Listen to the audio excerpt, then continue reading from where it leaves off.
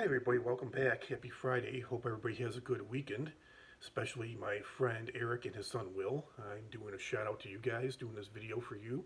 How you guys doing? Hope you have a good weekend coming up. Happy Friday once again, and I wanted to talk about two gadgets that I think are very important for every driver to have that owns a car, and it just gives you, in times of inconvenience, emergencies, it could give you peace of mind, make your life a lot easier.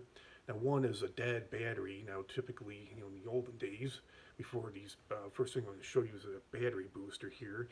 And this is, for those who don't know, you only need one, you only need your own car. You don't need a second car.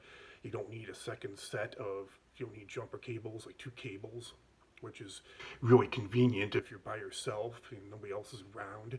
Saves a lot of trouble. You don't have to call somebody. You don't have to try to flag somebody down to jumpstart your car. And the thing is with jump starting, the old school way, a lot can go wrong. If you don't do it properly, the correct way, it can cause electric shocks, even an explosion. If you don't do it the right way, even if you do it the right way, a lot can go wrong with your battery, the other person's battery, the other car's battery, and also your electronics. I've heard of, I had a friend years ago that jump started somebody's car and his lights got screwed up. So this is no risk. And this is a GB40 battery booster here. This is one I have. This was, I think I got this for a gift, a Christmas gift a few years ago, but I've used it. It works great, and it's less, I think it was only like $70. Let me show you here. You charge this, you can actually charge, there's two ports in here. You can also charge your phone or your iPad, whatever, iPod, whatever you want to charge. There's two ports here. You can charge this. This is a USB cable, and you charge this just like you would a phone. And you could also charge your phone in here, but this would have to be fully charged too. Let me show you here. I got this on, and to show this is 100% charged. This is 25%, 50% onward, 75%, 100%. And then if you're in the dark, there's also a switch here. You can turn the light on, which could be helpful if it's dark out and can't see. But it's important to make sure that this is charged. I check it like at least like once every couple months, because if your battery's dead and then this is dead too, it's really not going to do you any good. So make sure to keep this, if you have one of these, it's important to keep it charged and to check it. People probably should be checking it like once a month, especially. I'm not sure how long these last out in Arizona. I know batteries don't last long out in Arizona. That's why I got one of these, because there's not really, I know one time back in Illinois, I think the car they had at the time, the battery was kind of starting to struggle to start, so I knew that I needed a new one. It was only 3.5 years old, and it was supposed to last like 4 to 5 years. And when I went to Batteries and Bulbs Plus, the guy was kind of shocked. He's like, "Oh, you sure you really need a new battery?" I'm like, "Oh yeah, it's struggling to start." And he did a voltage test on it, and he said, "Oh yeah, you're right. There's practically nothing left of it. It was almost dead." And just for reference, if you have to jump start a battery like 2 times, that pretty much means you need a new battery. It's junk. And this was really helpful. I did have, like I said, there was no warning signs. And with the sun, the heat really does a number on batteries out here in Arizona. So I did have a battery in my old car, which was about 1.5 years old, and it was, like I said, there was no warning signs, and the car wouldn't start. And I used this, and it worked like a charm. I think I had to do it a couple times until I was able to get the new battery. And so I showed you the USB cord, the USB cable, and then this is the cable clamps right here.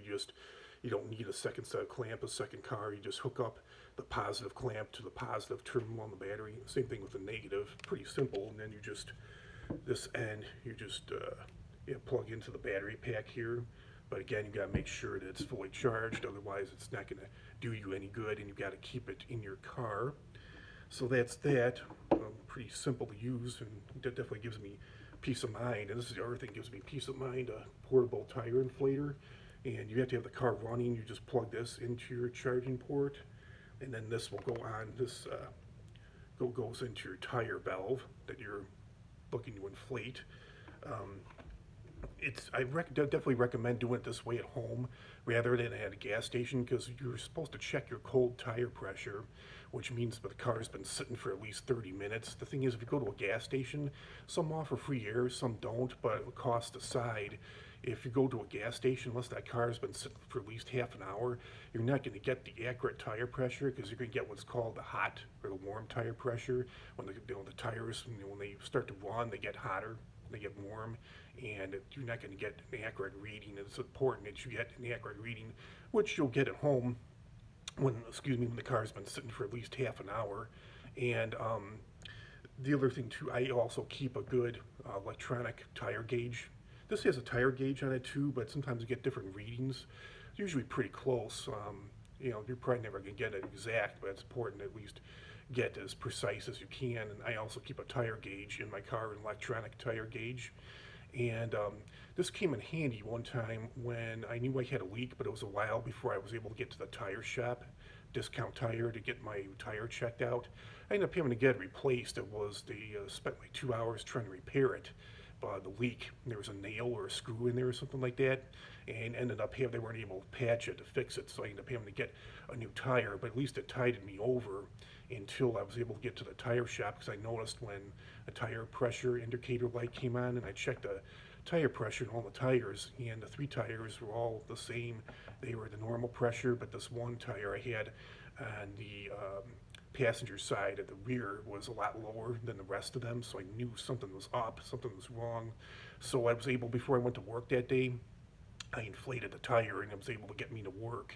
And then I inflated, because I had like a half-hour drive from work at the time to get to the Discount Tire shop, and I inflated it to the proper inflation, and it was able to last. It was able to get me to work. So yeah, those are the 2 gadgets I definitely recommend everybody has. Definitely gives you peace of mind, and makes things a lot more self-sufficient without needing help from anybody else. So with that being said, comment, like, share, subscribe, and I'll see you all real soon in another great video. Have a great weekend, everybody. Take care. Bye.